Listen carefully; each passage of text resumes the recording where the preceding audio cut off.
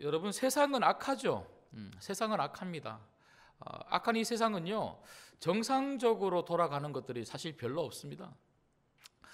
좋아 보이고 대단해 보여도요, 이 깊숙이 이렇게 들여다보면 이 악한 세상은요, 제대로 된 것들이 사실 별로 없어요. 그러다 보니까 제대로 된 사람들, 누굽니까? 바로 예수 믿는 사람들이죠. 신자들, 이 성도들이 세상 속에서 정말 제대로 살아간다는 것이 사실 쉽지 않습니다.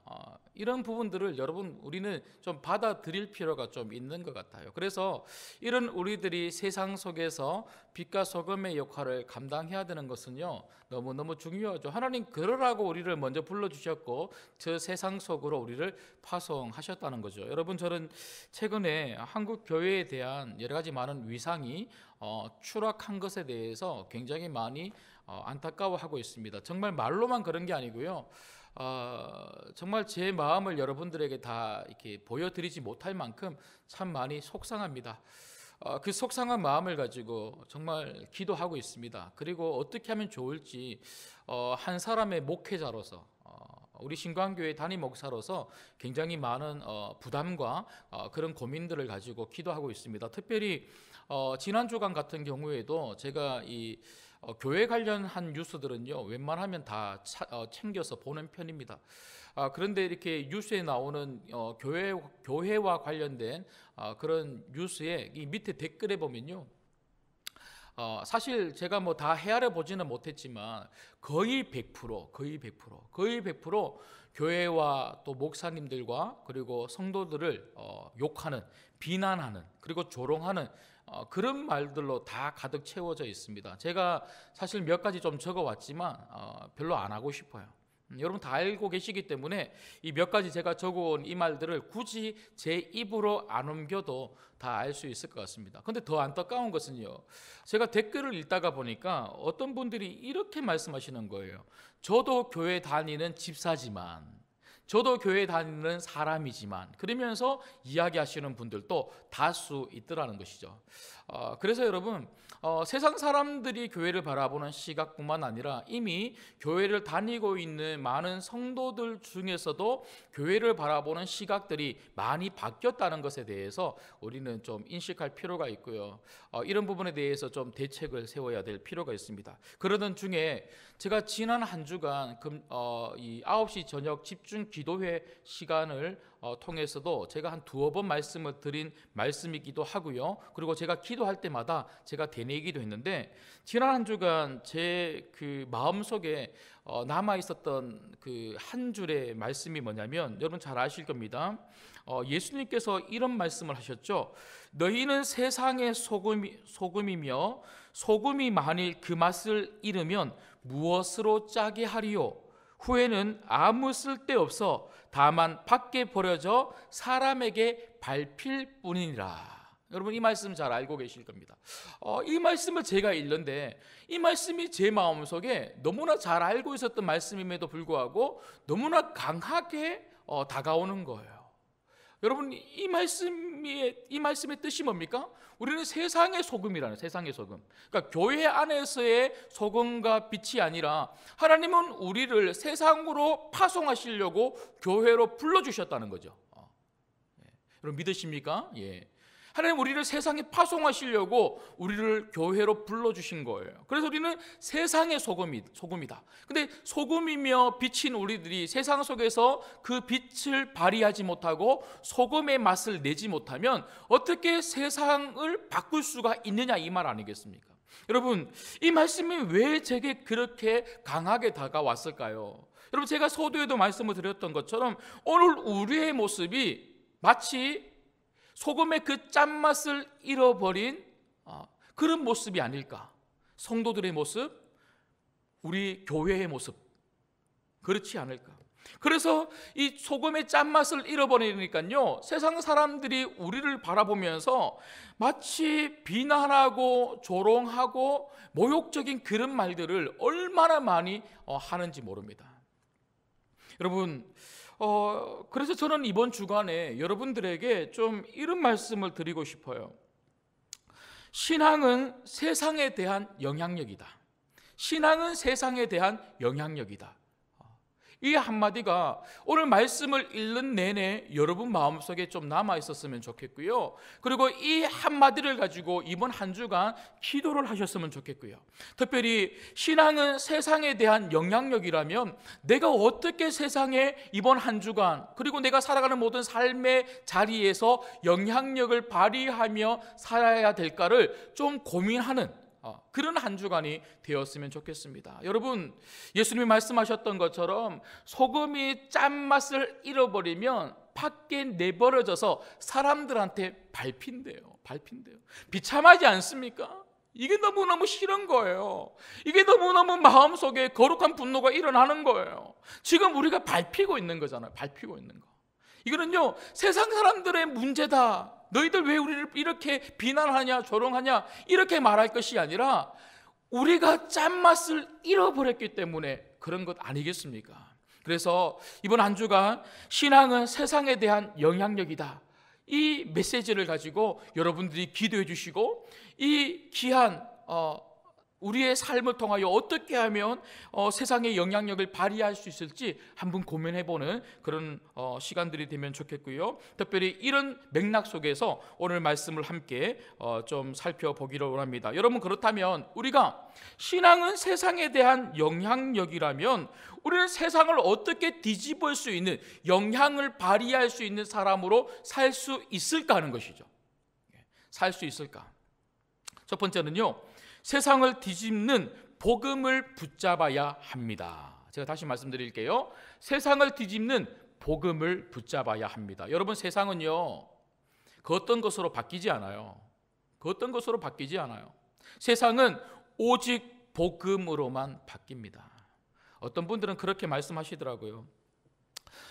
교회의 성도들이 우리가 다 이렇게 합쳐보면 800만에서 한 1000만 정도 되는데, 이렇게 많은 성도들이 있는데 우리가 이 세상에 그리고 이 정부에 대하여 우리가 좀 목소리를 좀 내야 되는 것 아닙니까? 지금처럼 이러한 어려운 때에, 그리고 이렇게 비난받고 있는 이때에 우리가 참으면 안 됩니다. 목소리를 1000만 명이 같이 내면 좀 바뀌지 않겠습니까? 이렇게 이야기하는 분들도 계세요. 근데 사실은 좀 그런 방법은요, 굉장히 좀 위험하죠. 물론 여러분, 우리가 가지고 있는 생각들이나 그리고 우리가 어떤 부분에 있어서 좀 이 정부에, 특히 정부에 좀 기독교가 가지고 있는 이 마음들을 좀 전달할 그런 필요들은 분명히 저는 있다고 생각합니다. 그럼에도 불구하고 여러분, 정부나 세상은요, 그리고 세상에서 우리를 비난하는 저 비그리스도인들은요, 우리가 목소리를 낸다고 해서 사실 바뀌는 게 아닙니다. 복음이 저 세상을 바꿀 수 있는 거예요. 여러분, 오늘 말씀을 보시면 6절 한번 보시죠. 6절 보면요, 여러분 아시는 것처럼 17장 저희가 이제 말씀을 읽었는데 이 바울 사도 일행이 여러 곳에서 복음을 전하다가 이제 데살로니가라는 지역으로 와서 복음을 전했는데 이제 그곳에서 이제 이 소동이 일어난 거예요. 그래서 이렇게 이런 복음을 전하는 이 사도 바울 일행을 싫어하였던 유대인들이 어떻게 하냐면요, 그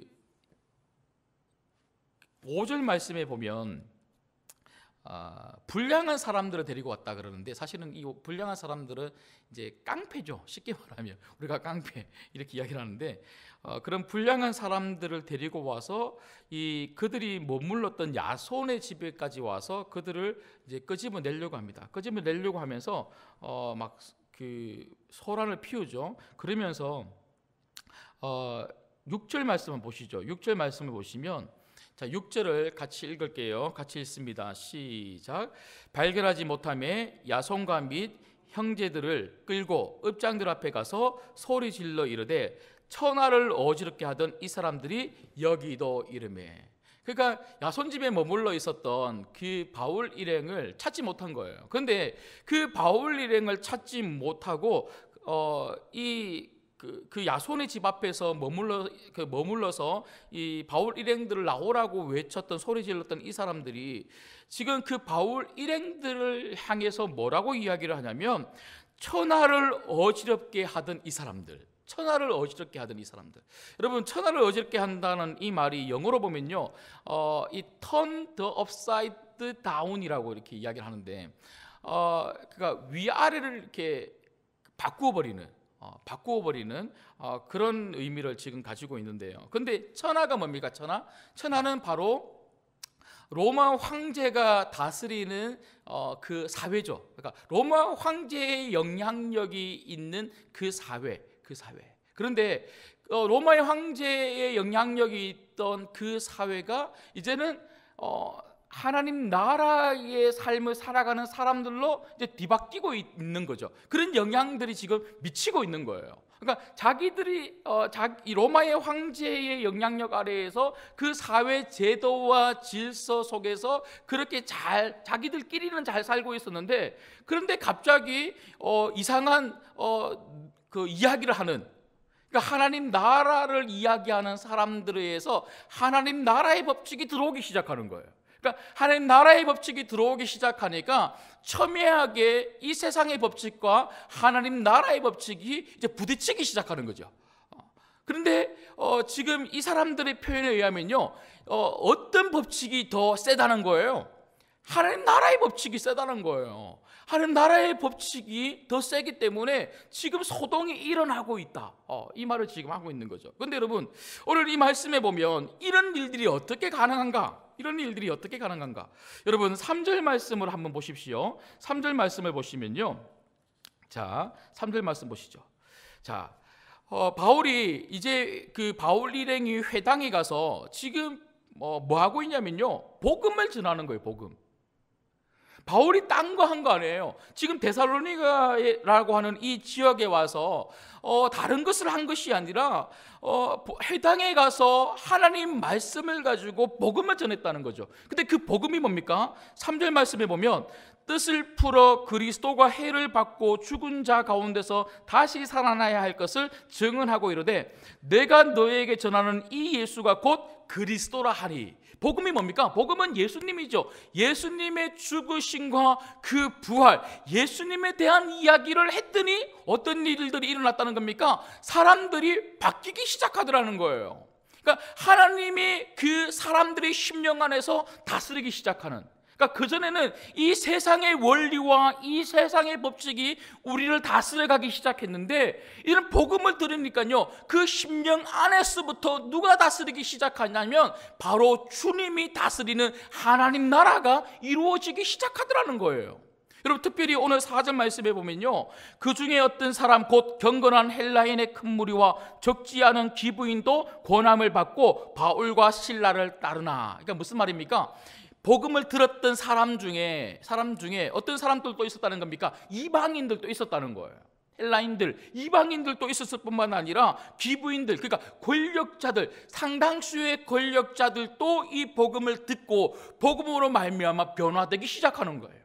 그러니까 이런 사람들로 인해서 이곳에 뭐가 일어났다는 겁니까? 소동이 일어나고 있다. 여러분, 이렇게 복음은요, 사람을 변화시켜요.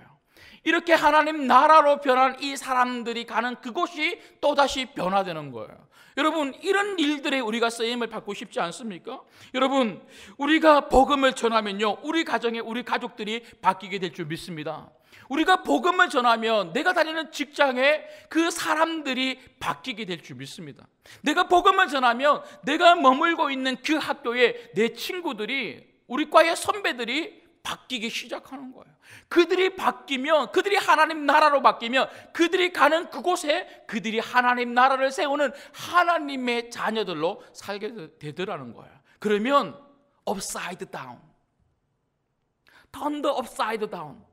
이 사람들이 세상을 어지럽게 만드는, 세상을 뒤집어 놓는, 사실은요, 세상을 어지럽게 만든다라고 하는 이 말은 이 야손의 집 앞에 머물렀던 상당수의 이 사람들, 유대인들이 바로 이 바울 일행을 비꼬는 말이었죠. 비난하는 말이었죠. 조롱하는 말이었죠. 하지만 그래요. 이렇게 그들이 이렇게 조롱하는 이 말이 사실 우리의 뭡니까? 그리스도인의 정체성이라는 거예요.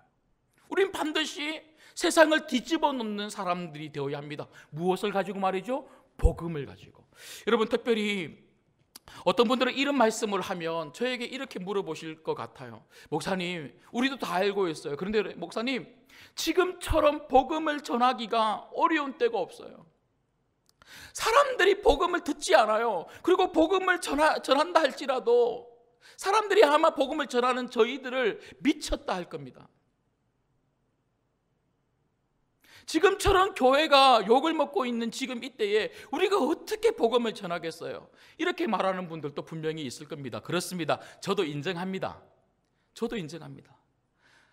그전에도 복음을 전하는 것이 힘들었지만 요즘처럼 복음을 전하기가 어려운 적은 없었던 것 같아요. 그런데 여러분, 제가 지난주에 어떤 한 목사님을 만났는데요, 그 목사님이 서울에 있는 한 교회 이야기를 해주시면서 이렇게 말씀하시는 겁니다. 어떤 한 교회가요, 제가 교회 이름은 말하지 않겠습니다. 여러분 알만한 교회인데, 그 교회가 지금처럼 이렇게 어려운 때에 복음을 전해서 지금 한 수백 명이나 되는 사람들이 교회에 등록했다는 거예요. 교회에 등록했다는 거예요. 그러면서 그 교회 담임 목사님이 뭐라고 이 목사님에게 이야기했냐면 이렇게 이야기하시더랍니다. 이렇게 어려운 때에, 그리고 이렇게 교회를 욕하는 사람들이 많은 때에 오히려 그런 사람들에게 복음이 필요하지 않습니까? 이렇게 물어보더래요. 교회를 욕하는 사람들에게 복음이 필요하지 않습니까? 성도들을 욕을 하고 목사들을 보면서 개목사라고 이야기하고 네가 목사면 나는 예수다라고 이야기하는 저 세상 사람들에게 오히려 그들에게 복음이 필요하지 않습니까? 그래야 그들이 바뀌는 거 아닙니까? 제가 그 말을 듣는데요, 얼마나 부끄러운지 몰라요. 얼마나 부끄러운지.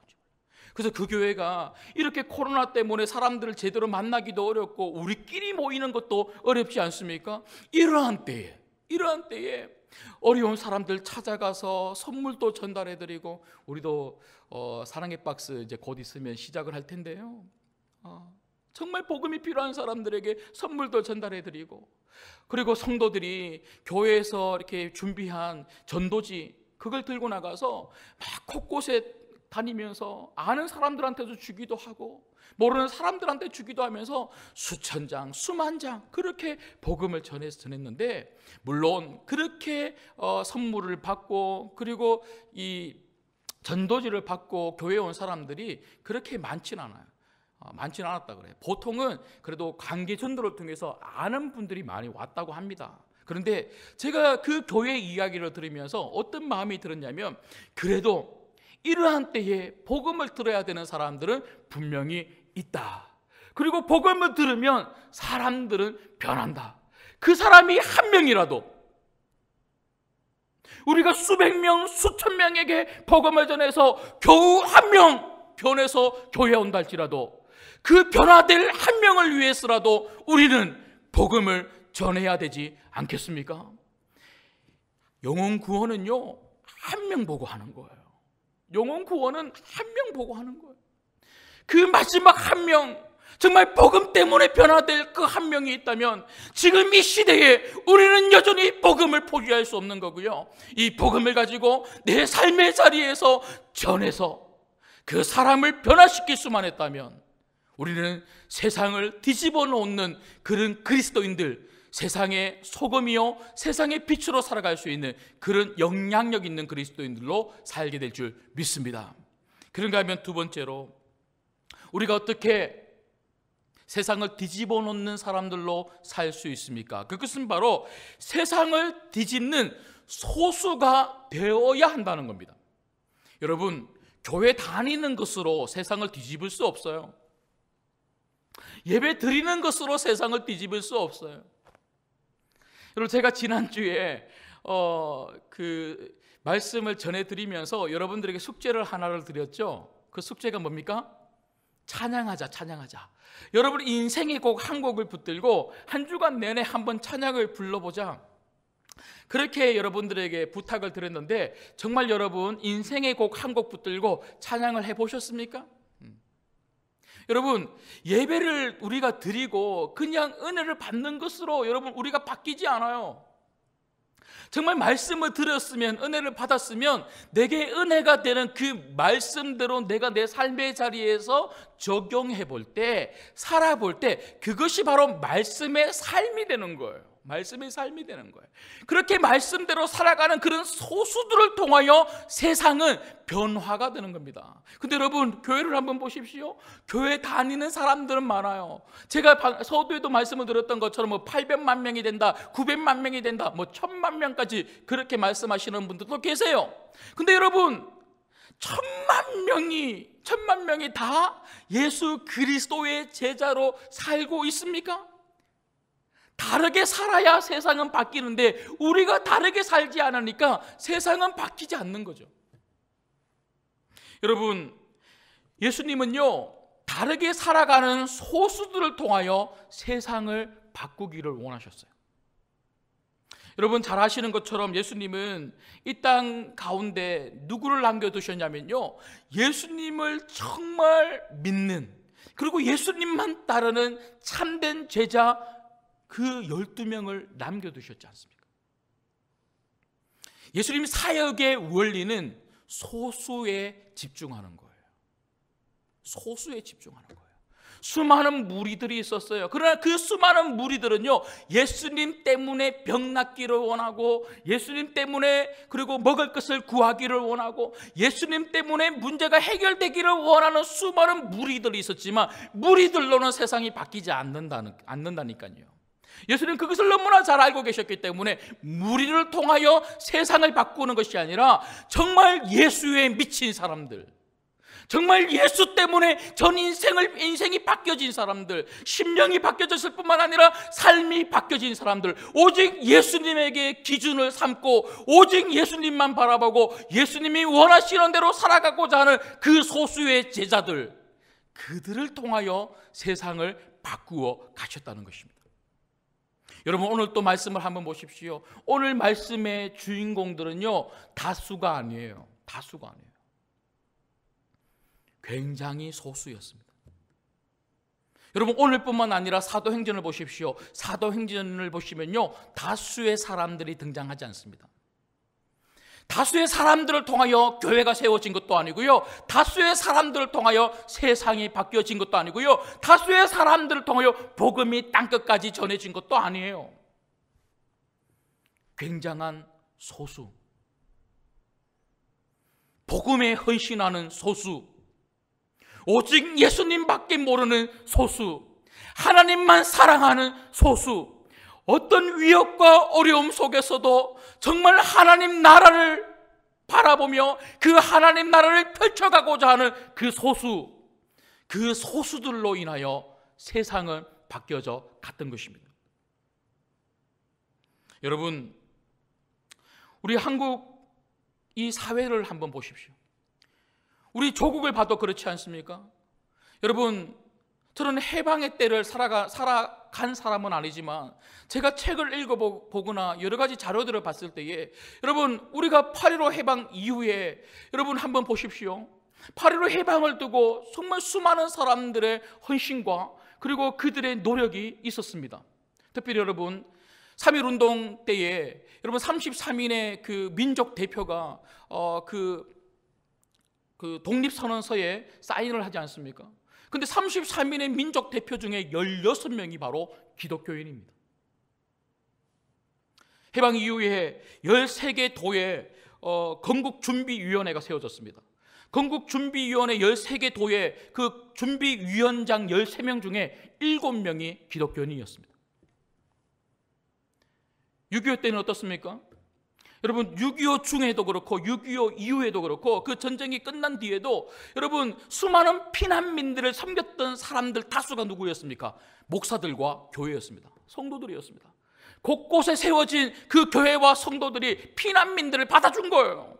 그리고 그들을 섬긴 거예요. 나도 못 먹지만 함께 나누고 먹자고, 못 먹는 자기들도 없지만 그것을 베풀고 나누어 주는 그런 삶을 그리스도인들이 제일 먼저 앞장서서 살았던 것입니다.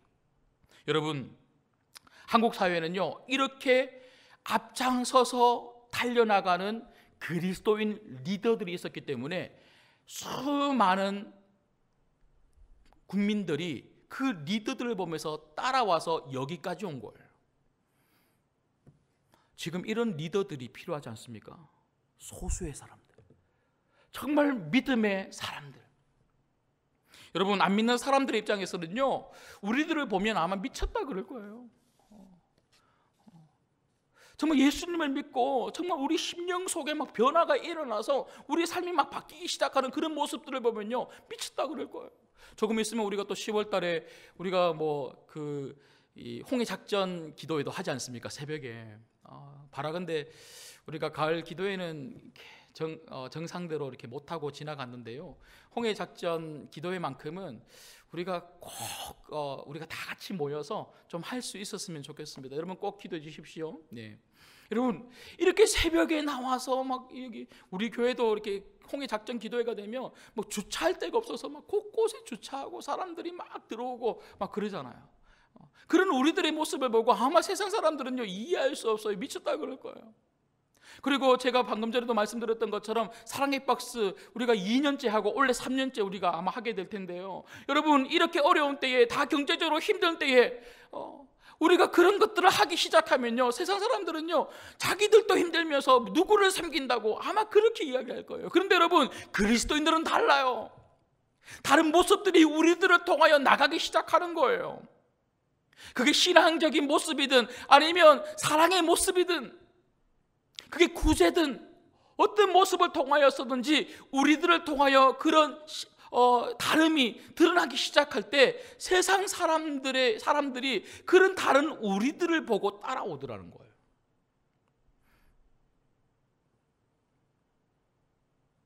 여러분, 한국 교회는 성도들이 많이 모이는 것으로 굉장히 자부심을 느꼈습니다.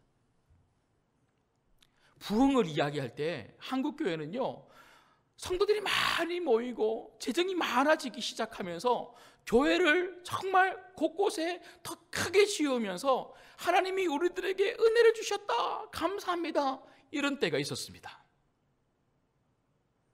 그런데요, 세상 사람들은 그런 우리들을 보고 바뀌지 않더라고요. 세상은 그런 한국교회를 통하여 바뀌지 않았더라고요. 그렇다면 벌써 한국은요, 기독교 국가가 되었을 거예요. 그런 걸로 바뀌지 않더라고요. 묵묵하게 그 복음으로 인하여 변화된 그 소수들이 그 삶의 자리에서 그 복음의 영향력을 발휘하고 하나님 나라로 그렇게 살아갈 때, 하나님이 통치하시고 다스리는 그런 참된 하나님의 백성으로 묵묵하게 살아갈 때, 그런 자들 때문에 교회가 부흥한 거고요, 그런 자들 때문에 한국이 여기까지 온 거예요. 지금 우리가 다시 회복해야 될 모습이 그거 아니겠습니까? 여러분, 다르게 살아야 되는 거예요. 다르게 사는 소수, 우리 교회 안에도 여러분 다르게 살아가는 참된 소수, 몇 명이라도 예수에게 목숨을 거는 그런 소수만 있으면요, 우리 신광교회 놀라운 교회가 되게 될 줄 믿습니다. 저는 그 소수가 너무너무 기다려지는 거죠. 저도 그런 소수가 되고 싶은 거고요, 그런 소수들과 함께 우리 신광교회 50년의 역사를 써가고 싶은 거죠. 한국교회도 그런 소수가 다시 세워지기 시작할 때 정말 이 한국교회가 세상에 버려져 짓밟히는 그런 소금이 아니라 오히려 세상을 바꿔내는 짠맛을 내는 그런 소금들로 다시 바뀌게 될 줄 믿습니다. 마지막 세 번째는요, 우리가 어떻게 세상을 뒤집을 수 있어요? 그건 바로 세상을 뒤집는 비전을 가져야 된다는 거예요. 비전. 여러분, 오늘 저는 여러분들에게 세상을 뒤집는다는 것이 정말 중요하다는 것에 대해서 계속 말씀을 드리고 있습니다. 이런 말씀을 들을 때에 그래, 나도 세상을 한번 뒤집어보는 참된 그리스도인이 되어야 되겠다. 그래서 내가 가는 곳에 하나님 나라를 세워야 되겠다. 이런 비전이 여러분 마음 안에 드십니까? 그렇게 되기를 정말 주님의 이름으로 축복합니다. 세상은요, 그런 꿈을 가진 사람들을 통하여 바뀌어가고요, 하나님은 그런 꿈을 우리들에게 주시고 그런 꿈을 가지고 살아가는 사람들 가운데 놀랍게 역사하시는 거예요. 우리는 어떻게 삽니까? 이 땅에 발 딛고 살아가는 우리의 꿈은 도대체 무엇입니까? 끊임없이 이 땅의 것들로 인하여 나를 더 잘되게 만드는 것이 바로 우리의 꿈 아닙니까? 너무나 많은 그리스도인들이 이 땅을 살아가면서 이 땅의 것들로 풍성해지기를 너무너무 원한다는 거죠. 그게 꿈이 돼버린 거예요. 그러니까요, 이 땅의 것을 풍성히 못 얻을 때 나는 꿈을 이룰 수 없다고 이야기하고 이루지 못했다고 이야기하고 좌절하고 절망하는 거예요.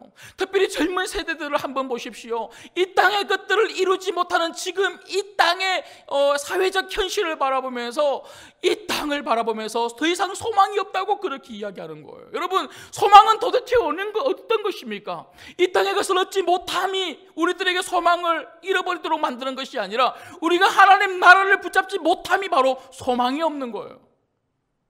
여러분, 저는 말씀을 준비하면서 도대체 바울과 그리고 이 사람들, 이 소수의 사람들은 어떻게 이렇게 세상을 뒤집어 놓는 사람들이 될 수 있었을까? 특별히 여러분, 이 사람들은요, 여기서만 세상을 뒤집어 놓은 것이 아니라 가는 곳곳마다 세상을 뒤집어 놓는 사람들로 그렇게 살았던 것이죠. 이들은 어떻게 그런 삶을 살 수 있었을까? 여러분, 특별히 저는 사도 바울이 어떻게 그런 삶을 살았을지를 생각을 해보다가 사도 바울의 이 마지막 행적을 기록하고 있는 이 사도행전의 마지막 장에 좀 집중하게 되었습니다. 한번 보시겠습니다. 사도행전 마지막 장 28장 31절을 한번 보시죠. 31절을 보시면요, 사도 바울이 마지막으로 한 그 행적을 보시면요, 한번 같이 읽겠습니다. 같이 읽을게요. 시작. 하나님 나라를 전파하며 주 예수 그리스도에 관한 모든 것을 담대하게 거침없이 가르치시더라. 여러분, 사도 바울에게 있었던, 그리고 사도 바울로 하여금 이러한 삶을 살도록 만들어 주었던 동력은 무엇이었냐면요, 바로 복음이었다는 거예요. 근데 그 복음의 핵심이 무엇이었습니까? 예수 그리스도죠. 근데 그 예수 그리스도로 말미암은 무엇이 우리 가운데 임한다는 겁니까? 하나님 나라입니다. 하나님 나라. 사도 바울은요, 이 하나님 나라를 펼치기 위해서, 확장하기 위해서 사도행전 1장 8절에서 이야기하고 있는 것처럼 이 예루살렘에서부터 출발해서 땅끝까지 나가는 삶을 살았던 거예요. 사도 바울의 비전은 하나님 나라였습니다. 하나님 나라. 이 하나님 나라는요, 자기가 가진 꿈이 아니었어요. 자기가 만들어낸 꿈이 아니었어요. 주님이 주신 꿈이었죠. 여러분, 한번 보시겠습니까? 사도행전 9장 한번 보시죠. 사도행전 9장 15절 보십시오. 사도행전 9장 15절 같이 읽겠습니다. 시작. 주께서 이르시되 가라, 이 사람은 내 이름을 이방인과 임금들과 이스라엘 자손들에게 전하기 위하여 택한 나의 그릇이라. 여러분, 왜 예수님이 바울을 불러주셨다고요? 왜 내가 너를 택했느냐? 바로 너는 이방인들까지 나아가서 나를 전하라고, 하나님 나라를 펼쳐가라고 내가 너를 불렀다. 이렇게 예수님께서 말씀하시는 거죠. 여러분, 바울은요, 이 예수님의 부르심에 순종했고 그 예수님의 부르심을 자기의 꿈으로 삼았고, 그 꿈을 위해서 어떤 어려움이 있고 위협이 있고 환난이 있고 공고함이 있어도 그는 결코 꺾이지 아니하고 모든 머무는 곳에서 하나님 나라를 펼쳐가는 인생을 살았기 때문에 그가 있는 곳은 늘 언제나 떠들썩하게 뒤집어지는 소동이 일어나는 곳이 되었다는 것입니다. 여러분, 우리가 무장해야 될 것은요, 바로 이런 꿈이라는 거예요. 하나님 나라를 펼쳐가겠다. 여러분, 저는 우리 중고등부 그리고 교회학교 학생들 그리고 청년부를 바라보면서 좀 안타까운 게 뭐냐면 꿈입니다. 꿈. 이런 꿈을 가진 자녀들로 우리 교회가 이들을 키우고 세워야 되는데 이런 마음이 드는 거예요. 물론 환경적으로 잘 해주는 것도 참 중요하고 이들이 원하는 것들을 해주는 것도 참 중요하지만 정말 우리 교회가 그리고 이 아이들의 부모님들이 우리 아이들을, 우리 자녀들을 하나님 나라의 꿈을 가지고 있는 자녀들로 키우고 있는가? 여러분, 이게 왜 그렇게 중요해요? 여러분, 세상은요 너무 악해요. 너무 악해요. 여러분, 우리 자녀들이 살아가고 있는 이 세상을 한번 보십시오. 여러분, 인터넷 게임만 봐도요, 여러분, 아이들이 완전히 악한 영에 사로잡혀갖고 막 게임에서 벗어나지 못해.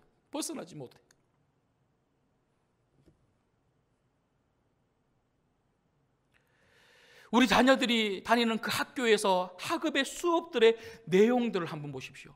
세상은 어차피 세속화되어 있는 곳 아닙니까? 근데 세속화되어 있는 그 세상의 학문을 통해서 신앙적으로, 믿음적으로 너무나 많은 공격들을 받으며 그렇게 살아가는 거죠. 우리도 그러했고요. 여러분, 이런 세상 속에 살아가고 있는 우리 자녀들을 바라보면서 우리가 정말 꿈을 꾸어야 되지 않겠습니까? 하나님 나라를 펼쳐가는 그런 선생님들이 좀 나왔으면 좋겠어요.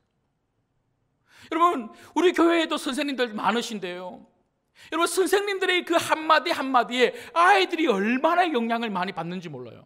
저도 우리 아이들 키우면서 아이들이 선생님의 그 말 한마디에 정말 영향을 많이 받더라고요. 특별히 어린 아이들일수록 선생님 한마디 한마디에 정말 영향을 많이 받아요. 그런데 정말 믿음을 가지고 하나님 나라를 펼쳐가겠다고 하는 그런 꿈을 가지고 정말 사역하는 그런 선생님들이 과연 몇 명이나 될까? 여러분, 정치를 한번 보십시오. 정치를 봐도요, 정말 국회의원들이나 그리고 정부의 각 관료들을 보면 예수 믿는 사람 많아요. 그런데 정말 그들을 보면서 정말 하나님 나라를 펼치고자 정치하는 그런 분들이 과연 몇 명이나 될까? 여러분, 보이십니까? 그런 분들이 보이세요? 여러분, 연예인들도 한번 보십시오. 연예인들도요, 예수 믿는 연예인들 정말 많습니다. 그런데 그 중에서 정말 하나님 나라를 펼치고자 하는 그런 꿈을 가지고 그렇게 TV에 나와서 이렇게 예능이나 아니면 토크하는 그런 것들을 보면 현 이런 분들 있지 않습니까? 그런 분들, 최수종 이런 분들 이야기를 들어보면 꼭 예수님 이야기를 안 한다 할지라도 그들이 하는 한마디 한마디가 얼마나 우리들의 마음을 훈훈하게 만들고 따뜻하게 만드는지 몰라요. 그런 분들을 보면서 정말 예수 잘 믿는 하나님 나라의 꿈을 가지고 있는 연예인들이 참 필요하겠구나, 이런 것들을 같이 느끼지 않습니까? 여러분, 이렇게 정치, 경제, 문화, 사회, 예술, 모든 곳에서 방송, 신문, 매체, 이런 모든 곳에서 정말 하나님 나라의 꿈을 펼치고자 하는 그런 자녀들이 많이 나가야 되는 거예요. 그런 자녀들이 우리 신광교회에서 무럭무럭 자랄 수 있기를 주님의 이름으로 축복합니다. 말씀을 맺겠습니다. 요즘 세상이 많이 흔들리고 있어요. 막 바람이 몰아쳐요. 풍랑이 막 요동을 해요. 그래서 모든 사람들이 다 힘들어요. 다 힘들고 아우성치고 죽겠다 그러고 막 그래요. 이런 요동치는 세상을 살릴 수 있는 사람은요, 그리스도인입니다. 그리스도인. 세상이 뭐라고 그래도 그들이 인정하든 안 하든 성경 우리들에게 분명히 우리가 세상의 빛과 소금이다라고 이야기합니다. 우리가 무너지면 세상이 무너지는 거예요. 그러나 세상이 아무리 요동쳐도 우리가 굳건하게 반듯하게 그렇게 서 있으면 세상은 무너지지 않습니다. 하나님이 우리 보고 이 땅을 축복하시는 거예요. 그래서 제가 서두에도 설교 시작하기 전에 여러분 정말 사랑합니다, 여러분 축복받은 사람입니다, 그렇게 말씀드렸잖아요. 여러분, 하나님 여러분 보고 세상을 축복하는 거예요. 나보고 세상을 축복하는 거예요. 정말 축복받을 그 소수의 사람들이 되었으면 좋겠습니다. 그들은 누굽니까? 다르게 사는 거예요. 다르게. 빛과 소금으로 사는 거예요. 복음으로 말미암아 내 안에 임한 하나님 나라, 그 하나님 나라 그대로 내 삶 속에 살아가는 거예요.